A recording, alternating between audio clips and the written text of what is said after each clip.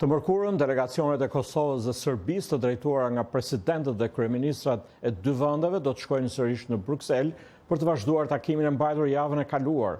Sipas analizëve në Kosovë, shpeshtimi dhe përfshirja e presidentëve në këto takime flet për fillimin e një faze të re negociuese. Nga Prishtina njofton korrespondenti ynë Leonat Shehu.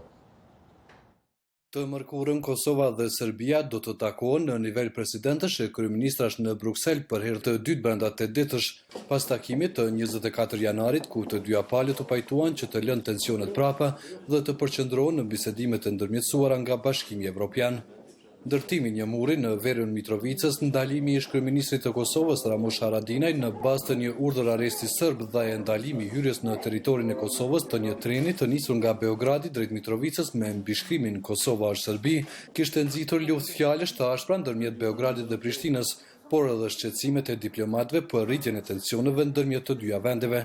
Kjo shtyri zyrtarët evropian që të riaktualizojnë bisedimet në nivelin e lartë politik pas gati një viti. Njohës të zhvillimeve politike në Kosovë thonë se bisedimet kanë hyrë në një fazë të re, në një kohë kur sipas tyre ato nuk po sillnin asnjë rezultat nga mungesa e zbatimit të marrëveshjeve ndërmjet të dyja palëve. Analisti Ramush Tahiri thot për zërin e Amerikës se ndryshimi i formatit të bisedimeve është dashur të ndodhë edhe më herët, pasi që sipas tij viteve të fundit këto bisedime kanë ngecur. Dhe është krejt normale që do të ngritet niveli i përfaqësimit politik, po dhe shtetënor.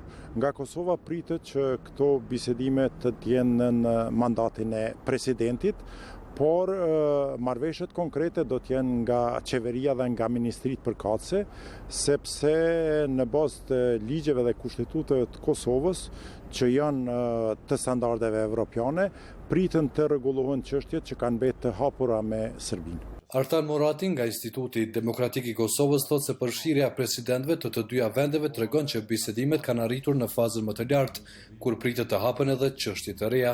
Ku mund të pritet edhe hapja temave të cilat nuk janë hapur deri më tani, edhe potencialisht të arrijen edhe disa marrëveshje tjera të reja, po dhe të sigurohen mekanizma për implementimin e marrëveshjeve të cilat veç janë arritur deri më tani, pasi që neve që kemi pa si KDI jemi duke monitoruar komplet këtë proces, edhe kemi pa që është një numër jashtëzakonisht i vogël i marrëveshjeve të cilat realisht janë përmbushur ose janë realizuar ashtu siç është dashur.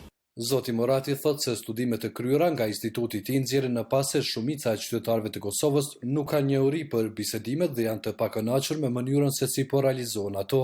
Ai thotë se edhe ekipi negociues i Kosovës duhet të ndryshojë, duke përfshirë edhe faktorë të tjerë politik në vend. Edhe në fazën e tretë të dialogut nuk e kemi kuvendin e Kosovës të kyçur qoftë në procesin negociatore ose në ekipin i cili po shkon edhe po negocion me Serbinë. Edhe kjo duhet të kihet parasysh dhe fillimisht duhet të strukturohet brenda për brenda, edhe temat që duhet diskutohen, edhe formati se kush duhet ta përfaqësojë vendin, pastaj dilet të negociohet me Serbinë. Zoti Tahiri thotë ndërkaq se ndryshimi i formatit të bisedimeve vjen edhe si pasojë ndryshimeve që faktorët ndërkombëtar kërkojnë në rajonin e Ballkanit Perëndimor. Ai thotë se gjendja e tanishme nuk mund të mbahet. Bashkimi Evropian është interesuar se jemi vend evropian dhe është zonë evropiane, por edhe Shtetet e Bashkuara që kanë investuar shumë në Kosovë, por që kanë investuar edhe për paqen e për sigurinë, janë të interesuara që Ballkani mos jetë faktor destabilizimi, por të jetë region normal i Evropës juglindore. Në prill të vitit 2013, Kosova dhe Serbia arritën marrëveshjen e parë për normalizimin e marrëdhënieve që përfshinte një gamë çështjesh, pas të cilave bisedimet kryesisht u zhvilluan për rrugën e zbatimit të saj. Për zërin e Amerikës, Leonat Shehu, Prishtinë.